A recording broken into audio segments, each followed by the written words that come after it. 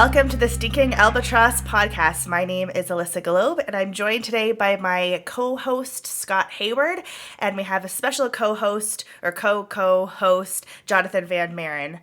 What's up, guys? Thanks for coming on, Jonathan. Good to be here. For those of you who don't know, Jonathon is a public speaker. He's a pro-life activist. He's an author. He's written multiple books. I have two here. Patriots, The Untold Story of Ireland's Pro-Life Movement, which everyone needs to know about because it's drastically misconstrued in the media, and also The Culture War. This was your first one, right, Jonathon? That's right, yeah. 2016, I think. I remember going to Trump's inauguration and reading it in front of, like, the White House and getting a good, cool pic of that. So, thank you for coming on, Jonathon. Now, we all know each other in different ways. I actually have no idea when Jonathon and Scott met, but I do recall when I first met Jonathon. It was right when I started working in the pro-life movement, probably when did I start? 2010? 2011? And I went down to the Canadian Centre for Bioethical Reform's pro-life training week that they had, and I saw this guy in the corner, and he was sitting there, and all the girls were around him, and everyone was leaning on every word. And I looked at him, and I thought, I don't like him at all, because he was just getting way too much attention. So I didn't want to be one of the crowd, and I didn't want to go be where everybody else was. So I just sort of ignored him. But as I got to know him, we got closer and closer, and I'm happy that we did. Do you remember meeting me at that pro-life training session, Jonathon? Yeah, that was the same one that Greg Cunningham from CBR was at, right? He'd come in from the States. We all went out for, I think, sushi with Jojo Ruba, who now runs Free to Care. Oh, were you there when we were, like, arguing about contraception? Yes, I was. Mm-hmm. That pro-life shop talk is pretty shocking for anybody who's not part of the movement. Yeah. So, I mean, like, it wasn't like you actually were acting like a douchebag. You were just like the Tom Cruise of the pro-life movement, and I was like gonna rebel against that. But was there a volleyball scene? I have no idea how to respond to any of this, so moving on. And then in 2015, we did the No to Trudeau tour, which basically consisted of, was it an ambulance, like a former ambulance? It was a little like box van or truck. We had an ambulance wrap too. No, this was a bus. It was one of the short buses, and we had a No to Trudeau wrap put on it. Stop that, Scott. It's too easy. You're better than this. Yeah. Your words, not mine. And we wrapped it with a No to Trudeau poster with his big fat face and a big X through it. And we traveled literally from one end of the country to the other, and we talked to pro-lifers to get them involved in delivering pamphlets and getting involved in the election to try and prevent him from winning. And it created quite the stir. I remember I didn't know what Reddit was, and back in the day, and somebody was like, you guys are trending on Reddit, because I guess so many people were talking about what we were doing. Jerry Butts and what's the girl's name? The liberal... Katie Telford? Katie Telford. They were all tweeting about it. I think Trudeau did tweet about it, didn't he? At least once. They launched a counter campaign like a full 24 hours before we did the first talk in Victoria. Like, we did Victoria all the way to St. John's, Newfoundland, and when we announced it and we posted pictures of the vehicle, not the one of you kissing Trudeau's face on the side, but other ones, and they actually had like launched a petition about how hardcore pro-abortion he was, which just kind of proved our point. Right. And so, yeah, we lived in a bus for about 2 months, and with our other friend and Jonathon's colleague, Alex. And there were ups, there were downs. It was pretty crazy. There were coffee and shoes and banana peels on the floor, and a lot of good talks, though, a lot of good reception. Yeah. And I don't think that too many people have done something like that in the pro-life movement. So that's your next book, I think. It was really, really cool. Yeah. All the way across the country, meeting with, and you got to meet so many different kinds of pro-life people, all the way from those who had been standing outside the only abortion clinic in St. John's. A whole bunch of liberals came out, remember, in BC to kind of protest, but then like drill us with questions afterwards. It was just a really crazy experience. And it's kind of like a couple of years out looking back, you actually can't believe we stayed up that late, that many nights and did that kind of a trip. Yeah, absolutely. It was pretty epic. So, Scott, when did you technically meet Jonathon? First time I met Jonathan was in Steve's hot tub late at night. We were smoking cigars back out west, and I'll just let people. Oh, right, on the tour. I'll just let people draw their own conclusions, man. Just let people draw their own conclusions. Yeah.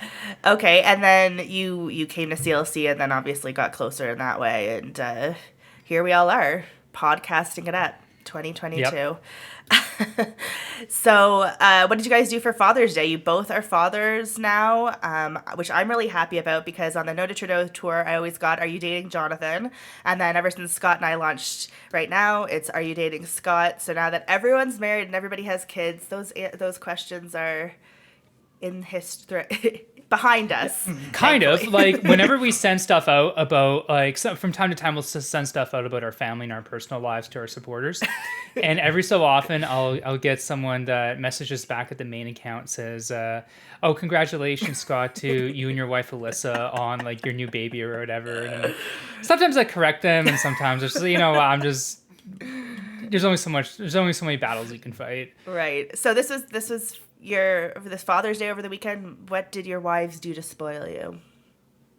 Well, I'll go first. It was supper was my choice, and I've been really craving it for a really long time. So I got supper a pound of venison. Or something else, just dinner. No, it was just supper. That's all I wanted. That's all I wanted. She asked me what I wanted for supper, and I've been craving it for a really long time. So I got out a pound of venison, did it up real nice, and we had a massive, like, giant cookie sheet double layered, like a whole brick of cheese of nachos. And usually we think that we can do it, and then we can't, and then there's like half of the nachos left over. But we did it all in one night, so it was both impressive and disgusting. So altogether, I'd say a pretty good Father's Day. Oh yeah. And Jonathan? Yeah, mine's pretty boring, but I really liked it. My wife got me one of those enormous bird feeders that have like a hummingbird feeder and 3 or 4 other different kinds. I got my father the same thing, mostly because you're the same age. Yeah, pretty much. So it's right behind the back window now, and we're already enjoying it. It's like having 4 channels of a TV all right in front of your window. Just a little bit of sugar and water, or what do you put in there? Yeah, that's the trick. Wow. What about you, Alissa? Your husband's a father. What'd you do for him? Well, I identified as a father that day, so I forced him to make me dinner and buy me gifts. But I made him rack of ribs. That's his thing.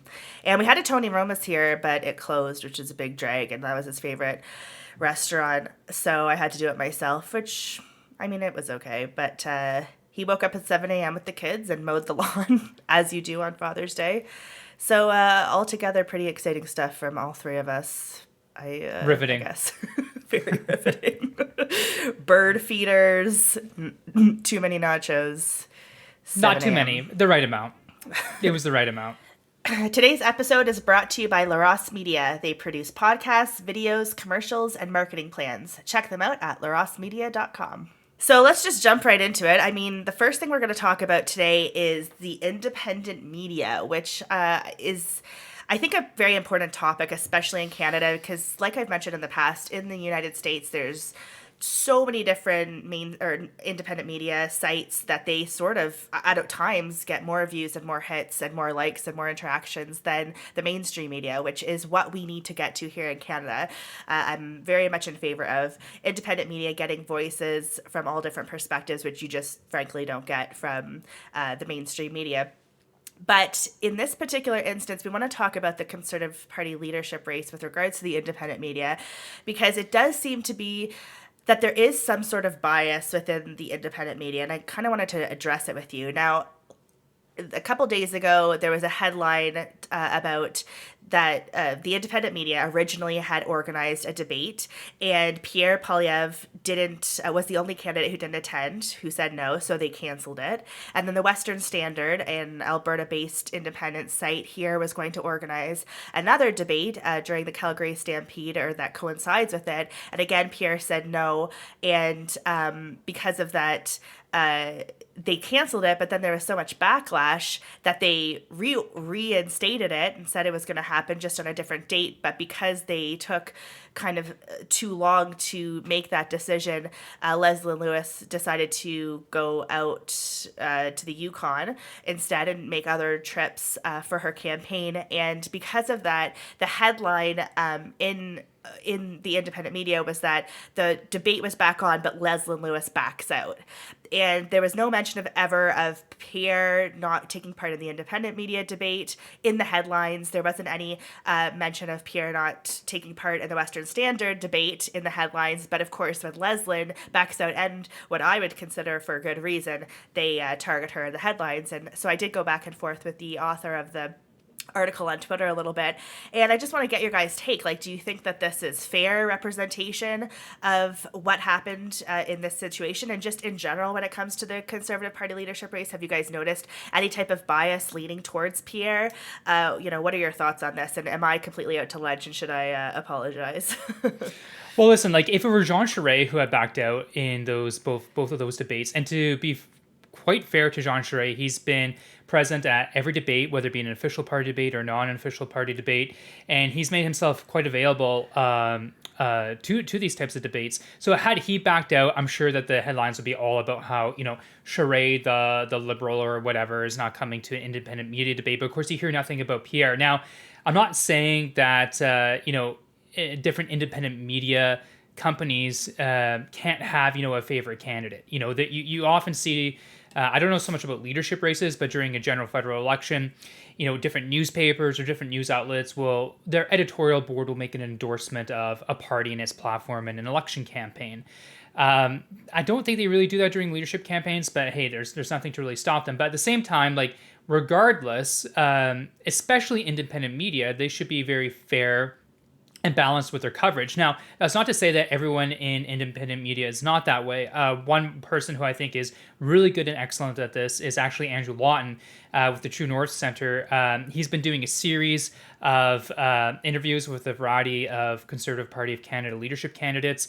I think it just landed today that he did one with Jean Charest, which hopefully I haven't had a chance to listen to yet. Hopefully before the end of the week I can give that a listen. So, I find someone like him to be very fair. But, one of the criticisms that independent media in this country have of legacy media is that they're, sycophantic, and they have this left-wing bias, especially towards someone like Justin Trudeau.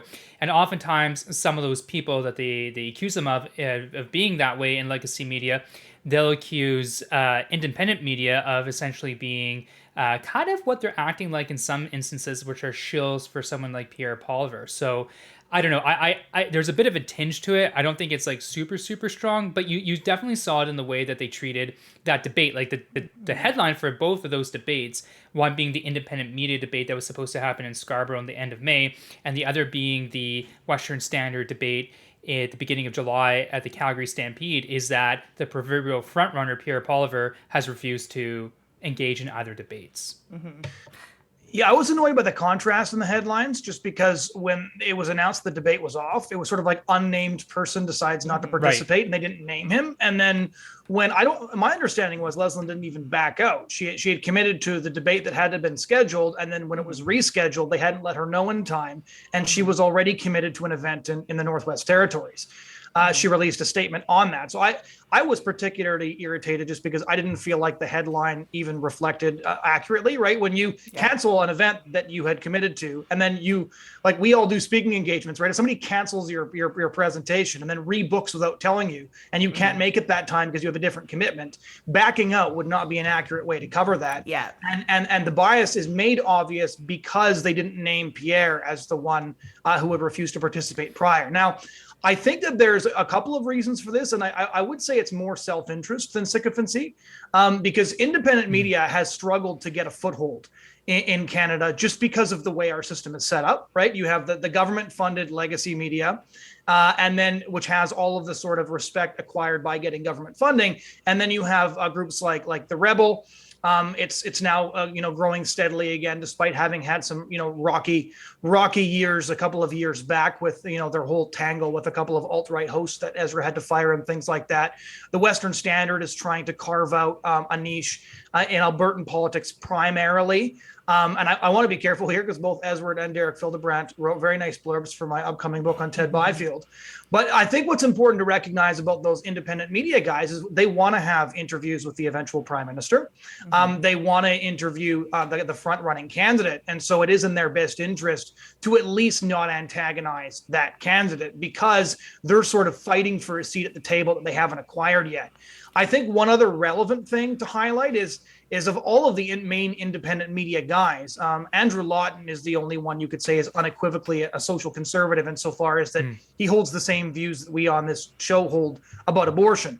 Derek Fildebrandt is very open to social conservatives. Again, he was very kind about my book, which was written very much from a social conservative perspective, but he's libertarian, has always been unapologetic about that, and thus would probably align far more with Pierre's rhetoric because freedom is Pierre's big thing. Same thing with Ezra, right? He's been a liberty guy for well over a decade. I think I went to his book launch at the Fraser Institute in 2008 or 9 when Shakedown came out way back in the day, back when his books were still reviewed by the CBC. So I think a lot of the independent media just has a more libertarian bent and thus are more attracted to Pierre, if that makes sense. Yeah, but it's kind of interesting. You bring up a good point, Jonathan, in that perhaps it's not being sycophancy, but more of self-interest and perhaps self-preservation. But if the guy that you're so hard behind, and I'm not necessarily saying that they are, it just seems that way, which, by the way, I'm going to interrupt myself real quick here. When Pierre Poilievre backed out of the independent media debate that was supposed to occur in Scarborough at the end of May, I'm pretty sure that Rebel News had a big... well, I don't know about a big story, but they had a story on it, and basically questioning, like, how much does Pierre actually support independent media in this country?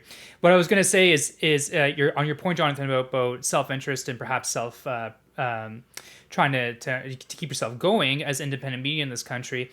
The guy that you're perhaps so hard behind, whether publicly or in your editorial room, isn't even coming to your debates, isn't really granting media requests.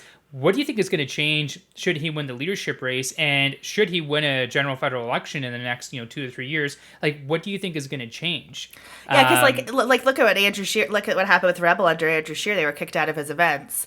So that was a big news story when it came out. So how sympathetic is Pierre going to be towards independent media when he refuses to participate in debates and even answer simple questions after official debates during the scrum?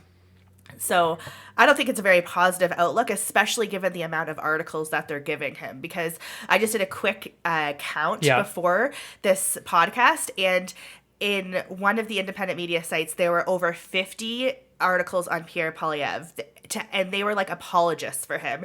It was what did the Quebecois think about Pierre, and they interviewed different people in Quebec who went to a Pierre event. So they were basically just bashing Charest the whole time. So it wasn't them saying it; it was the participants, but they were clearly leaning a certain way. The mainstream media says only white people go to Pierre events, so then they had an article, "Are only white people at Pierre events?" And then they basically had various methods of disproving that throughout the article, basically interviewing Pierre supporters. And then there was another article on Pierre derangement syndrome. So they're not just talking about Pierre and his policies, which they are. Every single time a policy comes out, Pierre's against the carbon tax, Pierre's for Bitcoin.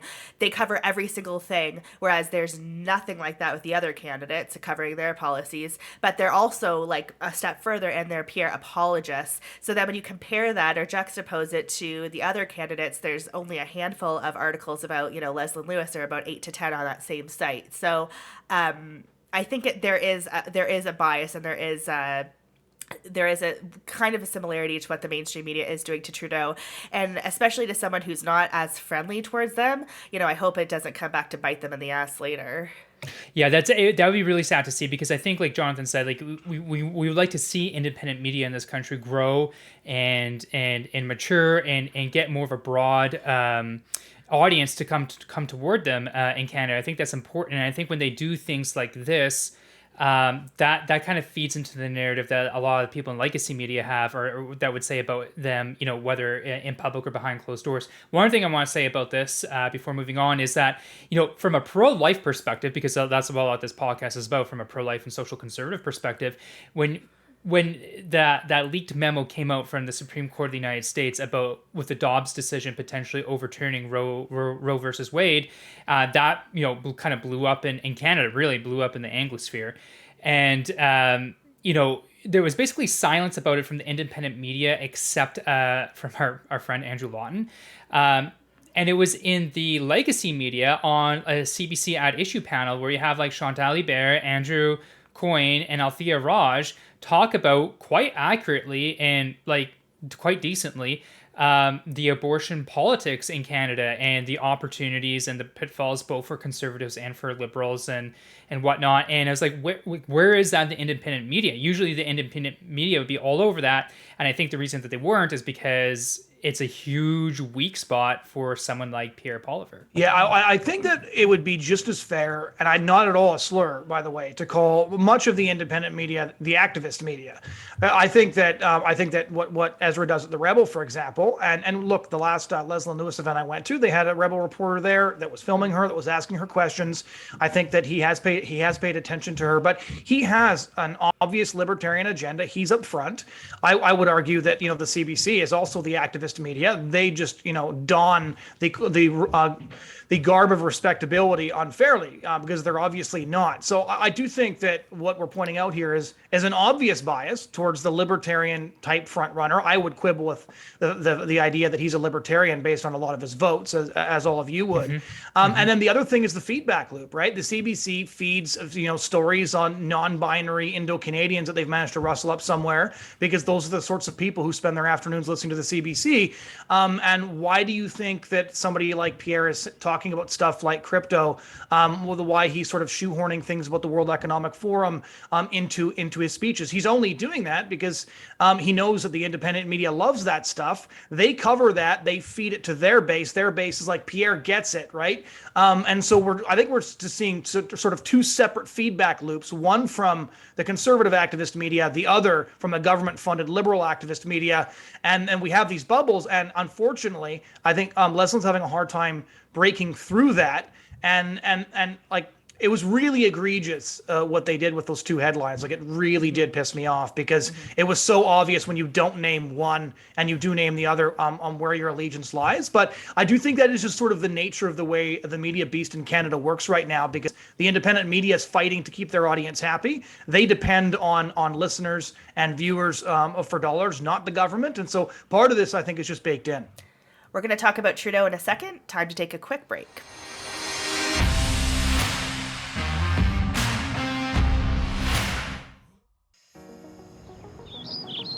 We live in a world that grows through communication. Every connection comes from a dream to be heard and realized. To welcome a better future. What are your dreams? LaRosse Media will help communicate your vision through our professional video production services and marketing strategies. Start building connections to your future audience. Visit larossemedia.com and be sure to check out our extended service options. Dream, produce, market, succeed with LaRosse Media. Serving Canada from coast to coast to coast.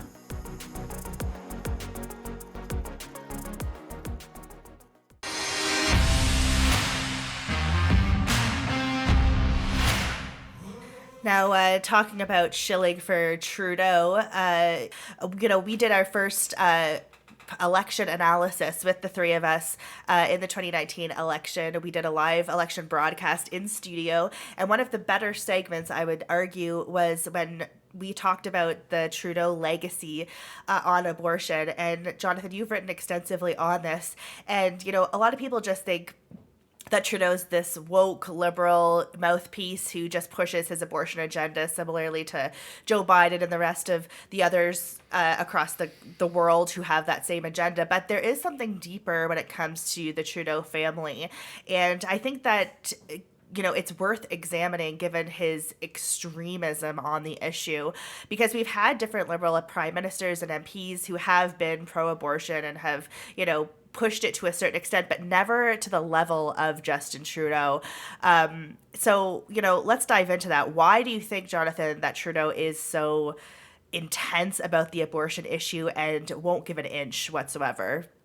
Yeah, so the surface level of analysis on why Justin Trudeau plays abortion politics, I think, is well known to everybody and is right considering what it is, right? They'll say, like, look, the reason Trudeau talks about abortion all the time is not to drive Liberal voters out to the polls, but to suppress Conservative votes, because you basically put Conservative leaders in the position of having to reiterate their position once again that they're not going to do anything about abortion, and the sorts of people that volunteer for our organizations stay home because they don't feel like getting out and voting. And that's true for what it is. But I would actually argue that with regards to abortion, this is one of the few things Trudeau isn't just being cynical about, as you mentioned, right? Mm-hmm. So when, like shortly after a mass shooting in the US, he rolls out new gun control measures. This is obviously just cynicism, right? Does he support gun control? Of course he does. He's a Liberal, but this is obviously him, running for Congress. But when it comes to abortion, I remember noticing first how vehement he was in Parliament when the issue came up. Like, he would go from his sort of disdainful contempt of the opposition, and he gives that sort of like snotty head wave when he sits down, when he's addressing something that he can't believe he has to even speak with these people. But when he talks about abortion, he gets very obviously angry. And so I thought a deeper level of analysis was necessary, and I did kind of a deep dive into the history of his family, kind of looking for clues. And one of the first things I found was that his mother, who he's very close to, had an abortion in the past. This was not me trawling for dirt. She revealed this herself in an interview in a public magazine.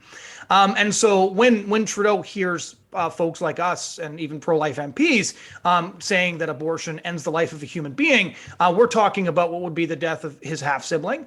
We probably, to his mind, are accusing his mother of something. And then add to that the fact that his father was responsible for decriminalizing abortion in the first place. And so the Trudeau family legacy fundamentally is intertwined with Canada's abortion regime. And one of the more distasteful things I found actually about Pierre Trudeau was, most people don't know this, but Justin Trudeau actually has a half-sister that does not share his last name because of one of Pierre Trudeau's long-standing affairs in his old age. And they found out that she was expecting by the former prime minister, and he basically told her, you can have the baby, but count me out. I'll play the role of a distant uncle. He discouraged this woman from even moving to the same city as he did with his daughter. And so his father had a very pro-choice, hands-off approach to fatherhood, where he, said, I'm not going to be a father to this girl, whereas, of course, he was famously a very doting and loving father to Justin and his two brothers. And so I do think that when Justin Trudeau gets passionate and angry about abortion, that he's not being cynical, he is being sincere, and that this is one of the few issues I think he truly cares about, which is why he's done so much more than any other Liberal politician on the issue. And it just makes sense. Like, anybody who's ever talked to people about abortion on the streets, or strangers, or even friends to a certain extent, if you've ever encountered someone who's very passionate, like extremely passionate about the issue on the other side, like vehemently thinks that there should be abortion on demand, there should be no restrictions, there's usually, if not almost every single time, it's a personal issue. Somebody in their family had an abortion, either they encountered an abortion or whatever the case may be. And as someone who's done choice chain on the streets, as the three of us have, I mean, that's something that I've encountered. So it makes sense, that connection. It's very rare you find someone who's that passionate when it doesn't actually affect them personally. Yeah, for him to admit that abortion ends the life of a human being in the womb, which we all know is the case, right? You open any Canadian medical textbook from any Canadian university, and you're going to find the information as to when life begins. And so an abortionist ends that developing life. But the barrier to him accepting that is not just being presented with the obvious science. It is to accept that the abortion his mother had ended the life of his half-sibling. And just as you said, when we're on the streets, we always say there's two kinds of apologetics, right? There's head apologetics, in which you're explaining philosophy, when you're explaining science, or there's heart apologetics, when the reason somebody cannot accept the pro-life position is because of a deep personal involvement with abortion somehow. And often I find those who have experienced abortion themselves are more persuadable than somebody like the prime minister whose mother may have had an abortion, because at the root of his defense of abortion is a defense fundamentally of his mother. And this isn't just Freudian psychobabble. This is, the experience we've had of thousands upon thousands of conversations on the streets over the past 12 years or so. Now, I have an interesting question about this, because I want to take it from Trudeau the person into kind of the mark that he's going to leave on the Liberal Party of Canada. Like, you start hearing like lifelong Liberals, politicos talk about, the post-Trudeau years for the Liberal Party leadership. It's a very common topic now on the Hurley-Burley and the Curse of Politics, something that both David Hurley and Scott Reed talk about often is, what does that look like? Who's kind of lining up, and, when will it happen? And, everyone kind of thinks like, it's either going to happen in the next couple of years. They're probably going to wait to see who the Conservative leader is and how that's going to work. And, is he going to go for a fourth term, or is he going to hand it off to someone else? And it kind of made me wonder, like, okay, what is his legacy going to be with the party? Policy-wise, I don't think there's a whole lot there. Structurally, I think, there's some significant structural things. But kind of one question I kind of want to pose to you two is, when you think about the Liberal Party of Canada, a good example of this, because Jean Charest is running in the Conservative Party of Canada leadership race, is back in 1990 when they had Bill C-43, which was a very weak bill in response to the Morgentaler case, but would have at least put some sort of restriction on abortion. Basically, all of the pro-life amendments to that bill to make it a stronger bill came from Don Boudria, who was a Liberal MP for now was Glengarry Prescott Russell, and some other kind of more rural, ex-urban Liberal MPs in that caucus under John Turner. So I guess my question to you is, like, when Trudeau leaves, do you think there's an opportunity within the Liberal Party of Canada to kind of get it back to where it was under Turner, maybe not so much Chrétien, or do you think that his legacy in changing the Liberal Party of Canada to be super extreme pro-abortion, in some cases even beyond the NDP, is going to be long-lasting? Well, I certainly think it's basically up to Canadians, and it's specifically up to pro-lifers, because I think the reason why the former Liberal Party prior to Justin Trudeau did have elements of pro-life MPs and different people with perspectives in the party was because pro-lifers focused on Liberals for life. Like, they ran liberal pro-lifers to run for leadership. They sold memberships. They did that kind of thing. So it did have an element of pro-lifeness within the party. And so I think that drastically affected it. But it's interesting because, when we first started Right Now, we had a meeting with John McKay. Yep. And he just seemed so defeated. Someone who was once kind of pretty vocally pro-life just seemed to be completely done with it, didn't want to talk about it. It kind of seemed like Stockholm Syndrome. Like, he was beaten enough, but he was still going back. And he just couldn't deal with the issue anymore. And I think that was because Trudeau was so extreme on it. So I don't know what it's going to be like in the future, but I think it depends on how actively involved, Canadians who want restrictions on abortion will have their voices heard within the party. Yeah, I think the transformation is probably pretty complete because of how far he's pulled it and how effective the purge has been. And also because the Conservative reaction to that has largely been to just echo his rhetoric, right? If we had a leader like a Leslyn Lewis or somebody, who would articulate the problems with abortion, I think the difference between, say, a Jean Charest and his vote back in 1990, right? And it's important to remember that as weak as that legislation was, it fundamentally criminalized abortion, which meant that it stigmatized abortion. Mm-hmm. And we've undergone a shift now in Canadian politics where you could used to use sort of the safe, legal, and rare language, right? You could talk about abortion as a necessary evil or an unfortunate tragedy that the government needs to make available to women in desperate circumstances, all those sorts of things. But you'll all remember when Trudeau was desperately attempting to corner Scheer into saying something more about abortion than he was willing to say, where he said, because I was Catholic, before I said, that I was personally opposed to abortion but politically supportive. Right. I've changed my mind, and actually now I'm personally supportive too. Like, he was so desperate to bait Scheer into a debate on abortion that Scheer refused to have. But I thought that was notable insofar as it was another shift in rhetoric, and it was another step away from anybody being able to reasonably discuss abortion as something that is a fundamental human tragedy, regardless of your position on its legality. And so what I think is happening now is is it really echoes what you see with the Democratic Party in the U.S. And I think the evolution has been similar, right? In 1992, you had the last big push by Democrat pro-lifers to insist that the Democratic Party back off its increasing radicalism on abortion, right? Bill Clinton had once been pro-life. Al Gore had once been pro-life. Joe Biden had once voted for pro-life legislation. Jesse Jackson had once been pro-life. And interestingly, in 1992, the two figureheads duking this out were Kennedys. Teddy Kennedy and Eunice Shriver, who were John F. Kennedy's siblings. Teddy Kennedy, who was an abortion radical, and his sister Eunice Shriver, who with Governor Casey and a number of other Democrats wrote an open letter to the Democratic Convention saying, like, we do not have to go down this path. We can be a party of the working man that also seeks the preservation of human life and values those who are disabled. Doesn't that sound like the Republican Party today? Yeah, exactly. And they picked a different path. And so there was a bit of a hangover period, right, where Bill Clinton shifted to safe, legal, and rare. But if you read Marjorie Dannenfelser's recent book on the evolution of abortion politics over the last 20 years, he was livid when he was pushed on the partial birth abortion ban, and Joe Biden voted to overturn the veto on the partial birth abortion ban, ironically. And then you end up having the Obama years where the guy had never met an abortion he didn't like. He basically abandoned the language of safe, legal, and rare.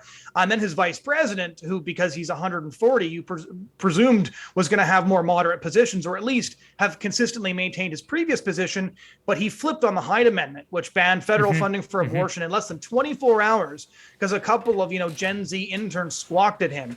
And so now Democrats for Life, Dr. Charles Camosy, a Catholic professor, used to run that. He's out. He finally said, like, I can't even run Democrats for Life anymore.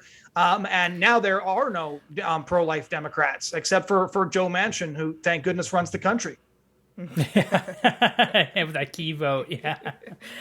Now, speaking of liberals, it was interesting during the COVID, during the last 2 years, during COVID restrictions, that something that was never talked about, despite being in the polls, is that the majority of people who were against COVID restrictions were like middle-aged white female liberal voters. So it makes no sense given that Trudeau was so extreme on this issue. But last week we did talk about the restrictions, the COVID restrictions, and specifically about unvaccinated being able to fly and go on trains. And directly after we talked about it, those restrictions were lifted. And you're welcome, everybody. You're welcome. Yeah. It was here, stinking Albatross. We did it. Exactly. And to be truthful, it was a long time coming. Like when CBC is releasing articles against the restrictions, the flying restrictions, you've lost the plot, because they, like we've discussed earlier, they just bow down to everything Trudeau does. But I did become more hopeful when the WestJet CEO talked about lifting the restrictions, and then just the WestJet company in general said that they were following the science and wanted the restrictions lifted as a direct response to Trudeau saying he was following the science and not lifting the restrictions. So whichever science they both were listening to were contradictory. But they were lifted. It did take effect yesterday. And I do think, Jonathon, I know you hate when we talk about sports. You're not a big sports guy. But there was a former NHL player, Ryan Whitney, who just spent an astronomical amount of time at the Toronto Pearson International Airport. Lived there for a week, basically. Yeah, he lived there for a week. His feet were killing him, as he said. He released a shirt that said, "Listen to Whit." But basically, his 100 flights were canceled. He had to wait in a lineup of 400 people at the Air Canada station, despite only having 2 employees working there. He spent 6 hours in a customs line only to find out that his flight was canceled, so he had to go back into another customs line. So I do think that all these things compiled together did put enough pressure on the government to lift the restrictions. But yeah, I mean, when somebody commented online that Ryan Whitney was trapped there longer than he would have been at Guantanamo Bay, and I think that he would have preferred that. But yeah, I do think it's a positive direction for the country. However, the Liberal government did say that if things get worse in the fall, they will implement those restrictions again. Do you think that's going to happen? Let's go ahead, Jonathan. So like I do think that like that there's a reason they said the mandates were suspended, right? And we know that government does not like to give up tools once they've discovered how handy they are in making lives miserable. And so who knows? Maybe it'll be the monkeypox next. They'll lock the whole country down rather than advise social distancing to those who probably should to avoid getting the monkeypox. But like I think that what we need to learn from this mandates thing is that the pressure does have to be constant, but also it just revealed once again what a small, venal, and malicious person Justin Trudeau is, right? We were like the only country in the world, besides a couple of totalitarian regimes, that still had these mandates in place. And I actually think that what the Freedom Convoy accomplished was essentially it ran over Erin O'Toole and created the conservative leadership race. But I also think that Justin Trudeau, because yes, he has a minority government, but he also firmly has Jagmeet Singh by the nethers and thus can do whatever he wants.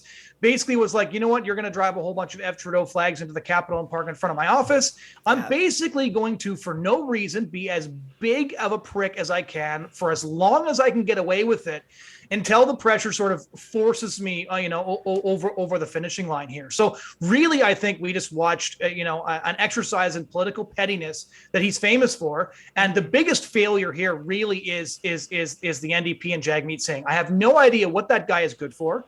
Like he could have actually stood up and said, look, we have industry, we have people coming forward and saying they need this. And then he could have made a big show of actually pushing Trudeau into lifting the mandates. He could have actually done that. This could have been the most significant moment in his pathetic career. But the guy wouldn't see it a political opportunity if it slapped him right across the face. So Trudeau is being Trudeau. We don't expect much more from him. But maybe you'll have an answer for me on this, Scott. But I have no idea what the NDP is thinking, because they never miss an opportunity to miss an opportunity. I think there is a unsung hero or group of unsung heroes, particularly in the lifting of the travel mandates, and not in just the travel mandates, by the way, but also the mandates for federal civil servants, and that is the Liberal caucus. And so there were reports coming out of the Hill Times and maybe a few other of the legacy media outlets saying that there was one said that there's a vast majority of the Liberal caucus that were supportive of getting rid of these mandates. And so this is kind of, it goes a little bit back to the earlier segment we were talking about, like once Justin Trudeau's gone, how pro-abortion is the Liberal Party of Canada going to be? Well, you're already starting to see pushback from the Liberal caucus under Justin's leadership that's been happening, particularly in this year. You didn't really see this type of pushback per se in caucus during the Jody Wilson-Raybould stuff. You didn't really see it during the WE scandal, but you did see it during the Emergency Act debate. The Liberal government was very concerned about whether or not that would actually pass, which is why they made it a confidence motion, so that everyone in the Liberal caucus was like, oh, well, we want to stay in government. We want to go to an election. We're down in the polls. Erin O'Toole's gone, so we're going to push to make sure that this gets through. And then maybe an hour or two before the vote was to happen, the Liberal government says, oh, we're just kidding. No, it's not actually a confidence vote. And then 2 or 3 weeks later, they have this confidence supply agreement with the NDP, because I think he's concerned that he's starting to lose the caucus a little bit. So I think that is a really interesting story. It is also, I think, an interesting story, if it ever does come out, about where the NDP caucus is on this. The NDP caucus has been interesting in the last couple of years in Parliament, because they as a caucus haven't acted in a super traditional, what we now consider NDP way, in a super woke way. In that they're completely liberal and everything, or?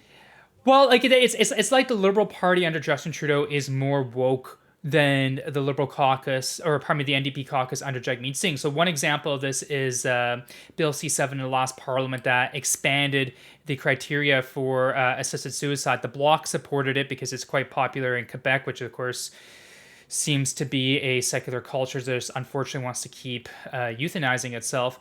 But the NDP voted against it for the same reasons that the Conservatives voted against it. They had legitimate concerns. I think some of the concerns especially extended to Indigenous populations in this country, especially in northern reserves, where they really deal with high youth suicide rates. And so now you have a government that's saying, yeah, hey, you want to inject poison into the end of your life, go for it. They've been trying to fight that. A lot of these NDP MPs that represent those reserves for a good number of decades now. You think of someone like Charlie Angus.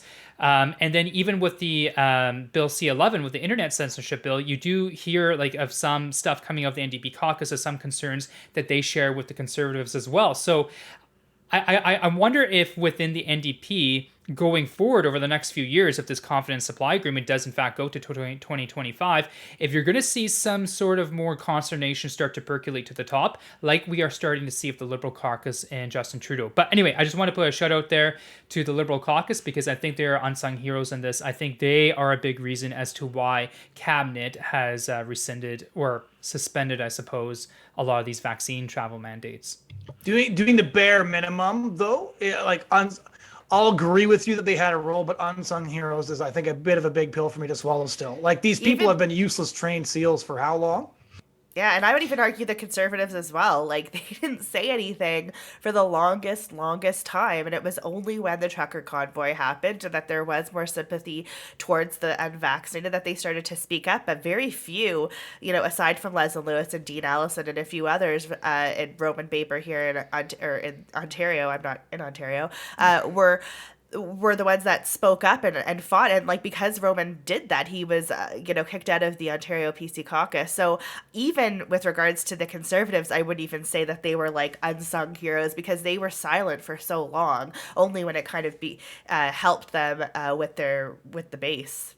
Yeah, I'd be more upset with the Conservatives in the way that they operated, like basically since this mandate came in about a year ago, as opposed to the Liberals. But with the Conservatives basically getting rid of their leader, with the Liberals starting to push back, whether it be on the caucus internally pushing back, whether it be on the Emergencies Act or on these mandates, if this kind of moves Canada and our federal parliament more to the system of what they actually have across the pond in Westminster, where you have strong caucuses that don't mind picking fights on a reasonable basis with their own party leaders to keep them in line, so to speak, I don't think that's a bad thing. And if we start seeing that, within the NDP in the next couple of years, I think that it's generally a good way of moving toward for our federal parliament. Stronger caucuses, less strong leaders.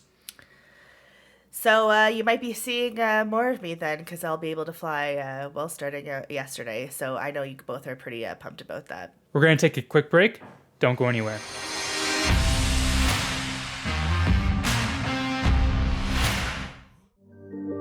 Nature communicates with us in a universal language. The sunrise starts a new day. The sunset marks our accomplishments. The most beautiful communication is where the speaker and the listener match perfectly and understand the same message. Your future audience is waiting to hear from you. What message do you need to share? At LaRosse Media, we fashion beautiful communications through our professional video production services and marketing strategies. Create your own most beautiful message. Visit larosmedia.com and be sure to check out our extended service options. Dream, produce, market, succeed with LaRosse Media. Serving Canada from coast to coast to coast.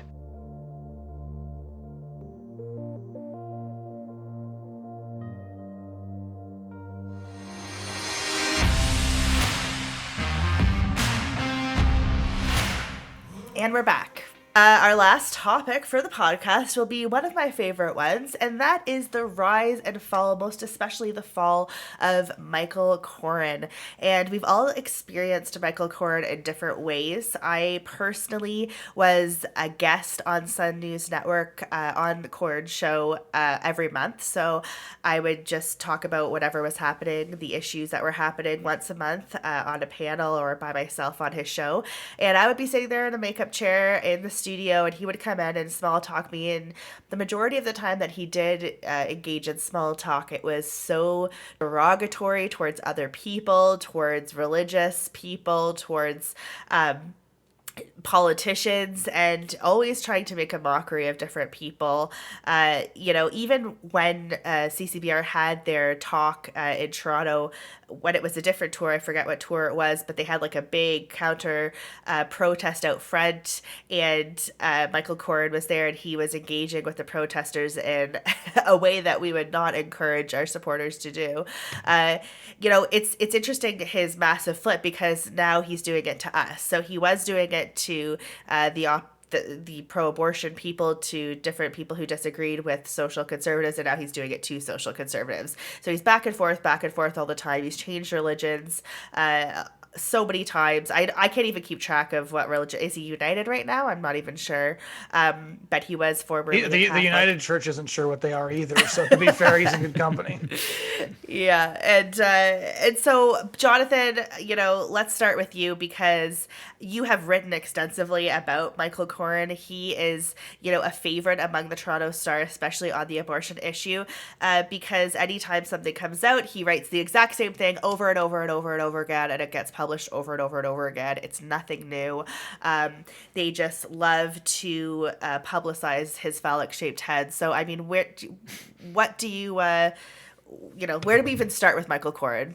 Well, let's start with outside that protest you talked about, right? Because I enjoy the fact that social conservatives are being lectured on civility by somebody who showed up to a pro-life event. And you said he was saying things he shouldn't have said. He went up and told the pro-choice protesters that they weren't good enough looking for Sun News. And I've been on his show before too, and I was always stunned by the sheer level of like the malice that he enjoyed sort of spreading around. If anybody wants to see some inside stories, go take a look at what Andrew Lawton's written about him. He's been just a real exceptional scumbag about a lot of different things. What is most interesting about his flip on every issue? When he started to go wobbly on the LGBT issue, it's like, you know what? There's plenty of people who go wobbly on that issue, but don't go wobbly on the pro-life issue. But it's when he flipped on everything, assisted suicide, on abortion, that I knew we were witnessing some sort of transformation. So what happened is his views changed, but his nasty character didn't. He just rerouted all of his bile to a different group of people. But what did surprise me is his absolute inability to produce anything original on these subjects. Yeah. And I'll give you the funniest example because it really is hilarious. Because if this man possesses an archive of his previous work, then he must be just reading. What did I write back then? And then writing the opposite column as if none of us possess the ability to check him out on YouTube. So my favorite one of these, because it shows what a complete fraud he is, was a monologue he did on Sun News about Christopher Hitchens' condemnation of Mother Teresa in his book, the Missionary Position.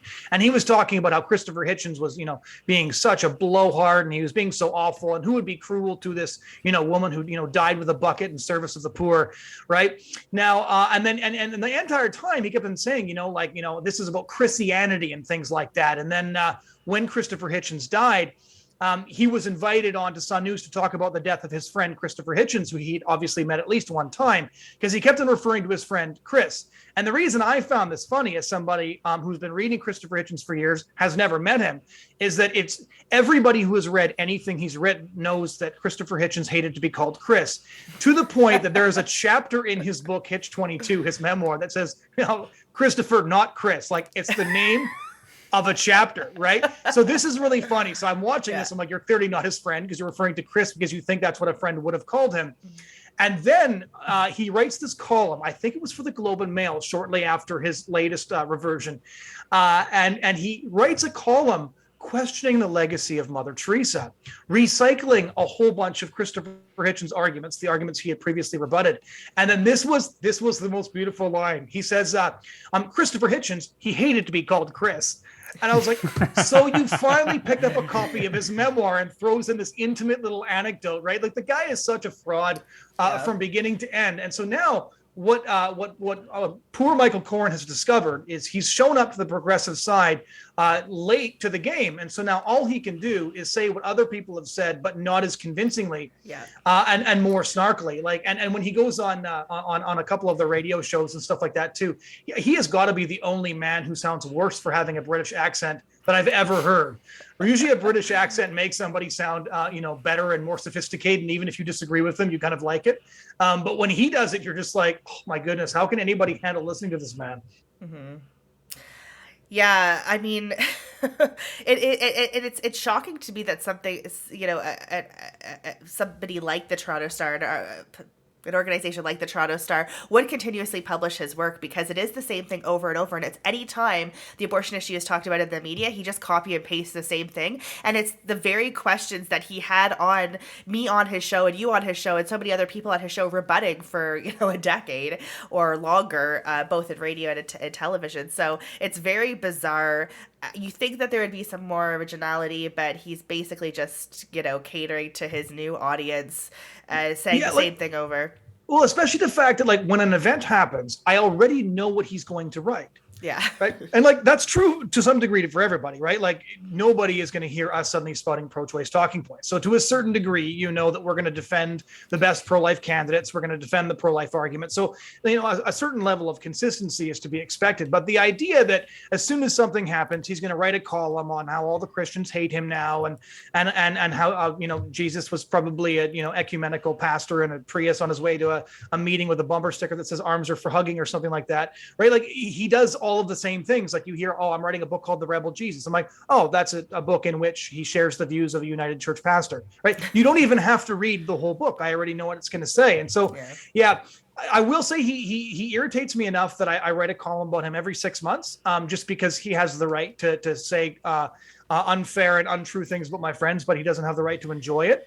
But it's the sheer totality of the shift that there has to be something sort of psychological that's going on, because questioning the LGBT thing, again, plenty of people do that, right? There are plenty of people who believe a compassionate position leads them to both support LGBT rights and support the pro-life position. I know a bunch of people like that.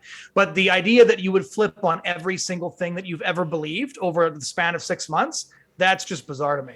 And Scott, I have a challenge. I have a challenge for Jonathan, because the SCOTUS decision on Dobbs is going to be rendered probably in the next 10 days or so. Mm-hmm. I'm thinking that, Jonathan, you should go ahead and start writing a column that Michael Coren will publish. Put it out there first. Maybe you can try and get it out there 6 hours before his gets published, and let's see how accurate you are. I think you'll be almost paragraph by paragraph right there with him. I will actually do that for one of these events. Maybe not Dobbs, because I'll be in DC and might not have time, but that's a great idea.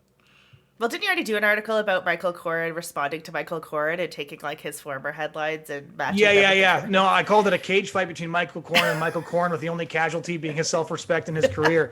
Because the interesting thing about it, right, is that none of his media colleagues respect him, right? It's not just people like Jonathan Kay who are pro-choice, who is this guy? But Colby Kosh, and there's a whole range of journalists who they don't like him, because he's obviously a toady for the progressive hacks over at the Toronto Star, and he's obviously willing to say whatever people pay him to say.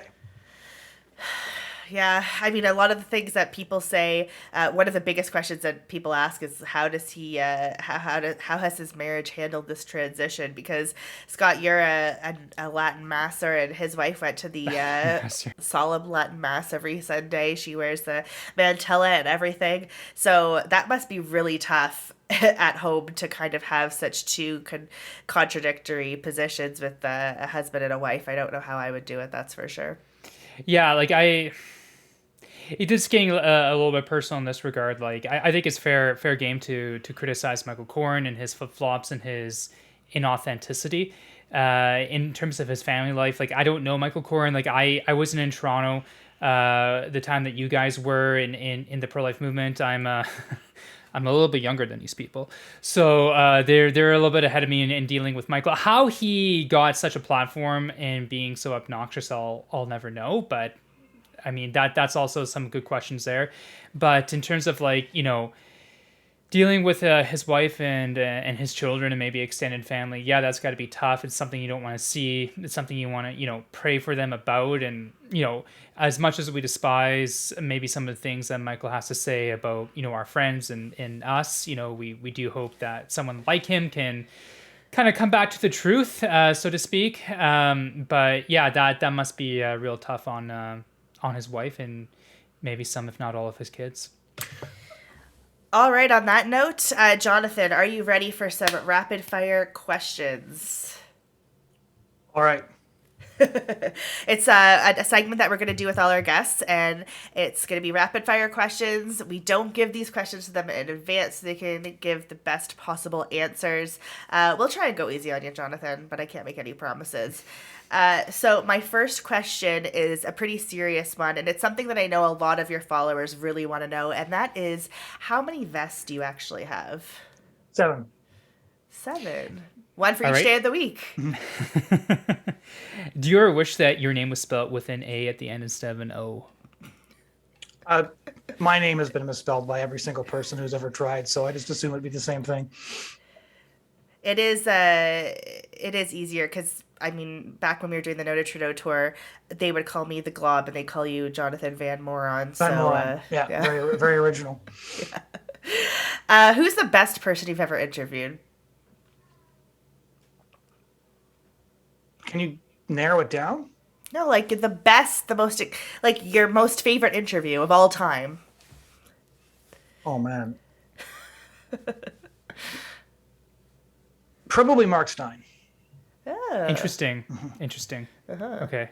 The most intimidating, the two most intimidating are Conrad Black, because I feel like I'm being physically assaulted with a thesaurus, and Peter Hitchens, because he's so used to doing hostile interviewers that he comes onto the show loaded for bear, and it's very hard to finish your questions because he just assumes that you're contradicting him. So it's hard to lay the premise down for a question before you get to the next one.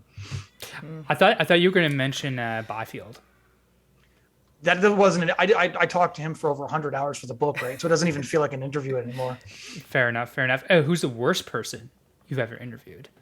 Oh, I knew this. I had one. It's slipping my mind now. It was.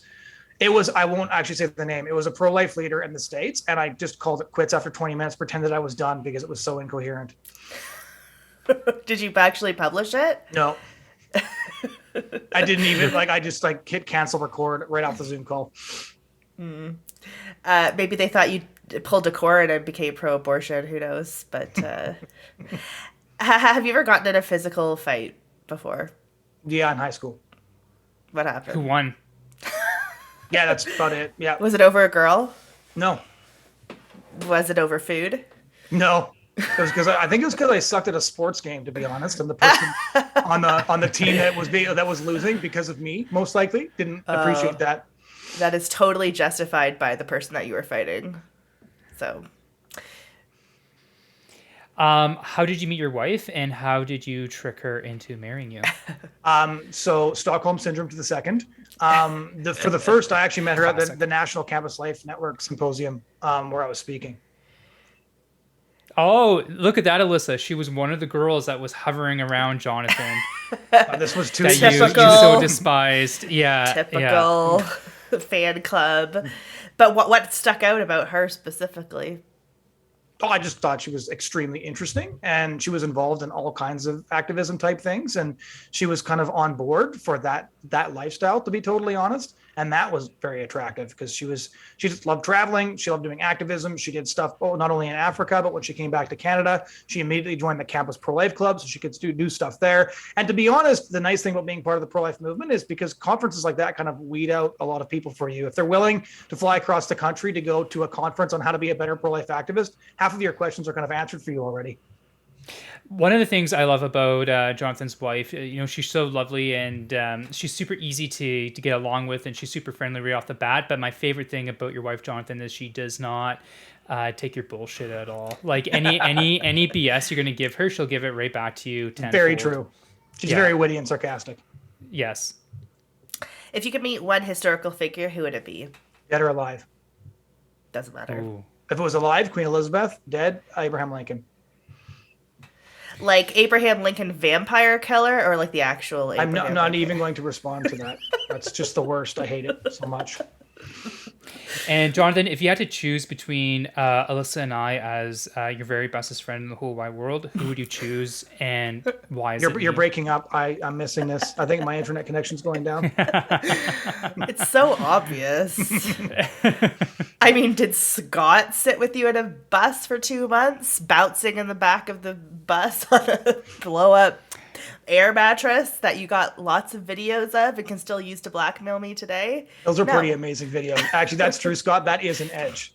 because I do not have a file on you at all. Yeah, so I win. There you go. Also, Jonathon and I knew each other so well that when we were doing the No to Trudeau tour and people would want to take pictures or we would want to take pictures and he would put his arm around me and like the other people and he felt my hair, he could tell whether or not I was wearing my hair extensions. Like that is actually true. That stupid, gross rat's nest you used to put in your hair. Rude. Oh my gosh. You know what? Just talk to me in a couple of years when you need to start wearing a toupee, and then we'll. Yeah. That's a couple of years. You're when you lower your scalp onto your head every morning like a helmet. Yeah. Well, good answers. Very interesting. Nothing super surprising other than the fight. I mean, do you remember what sport it was? Oh, I think volleyball. The easiest of all. See, the sports. it was Tom Cruise right there. Yeah. There it is. Yeah. No, I wasn't. No, it will come as zero surprise to anybody that I was not only not particularly good at sports, but I didn't particularly apply myself to things I wasn't good at. So unfortunately, I probably was not putting in my best efforts. That one was probably on me. I could see punching you out if you sucked at volleyball if we ever played. So. Well, I didn't lose the fight, but anyways, moving on. Just lost the volleyball match, that's all. He could punch his face, but he couldn't punch the ball. Well, that wraps up our third podcast ever. Thank you so much, Jonathon, for coming on as a co-host. And where can people find your books? Where can people find you online? So Twitter is at Van Maren. You can go to thebridgehead.ca where you can buy my history of the Irish pro-life movement, the culture war. And next month, I have a book called Prairie Lion, The Life and Times of Ted Byfield, one of the greatest social conservative and political legends in Canadian history that very few people in our generation have heard about. He actually just passed away last December. The foreword is by Preston Manning, and it got some great blurbs by guys like Ezra Levant and Derek Fildebrand and Stockwell Day. And so right now you can find that at thechristians.com/lion, and it will be available at thebridgehead.ca very soon as well. Awesome. Well, I can't wait to read it and have fun on your trip to Washington. Hopefully we can speak to you when you're out there. Hopefully to see Roe versus Wade get overturned once and for all. And thanks everyone for joining us. We'll see you again next week. Again, our podcast episodes come out every Friday, anywhere that you listen to podcasts, Apple Podcasts, Google Podcasts, YouTube, Rumble. So we'll talk to you then, and we'll see you next week. Thanks for joining us.